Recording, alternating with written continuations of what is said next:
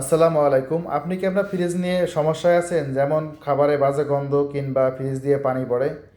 এই সমস্যার সমাধানের জন্য আমরা নিয়ে এসেছি ফ্রিজ ক্লিনিং কিট। এই কিটের সাহায্যে খুব সহজেই আপনি আপনার ফ্রিজটি ক্লিন করতে পারবেন। পাশাপাশি এইটি হচ্ছে একটি ন্যানো কার্বন বক্স, যেটির সাহায্যে ফ্রিজের গন্ধ শোষণ করে এবং খাবার ফ্রেশ রাখে।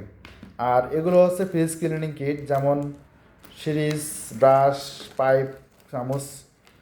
আর এটি ব্যবহার সিস্টেম হচ্ছে প্রতি 3 মাস পর পরে এটি রোদে দিতে হয় এবং রোদ থেকে নিয়ে আবার ব্যবহার করতে পারবেন।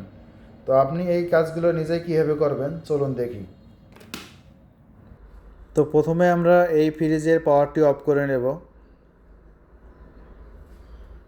এরপরে এই নর্মাল সেকশনে দেখতে পারতেছেন আমাদের এই ড্রেন লাইনটি। তো আমাদের যে ওয়্যারযুক্ত ব্রাশটি আছে সেটির সাহায্যে আমরা এই ড্রেন লাইনটি ওয়াশ করব।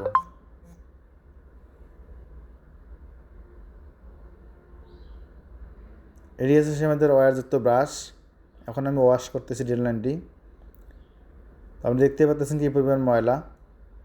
তো এখন আমরা এই সিরিজের মাধ্যমে পানি লোড করব এবং সিরিজের মাথায় এই হুইস পাইপটি লাগিয়ে নেব।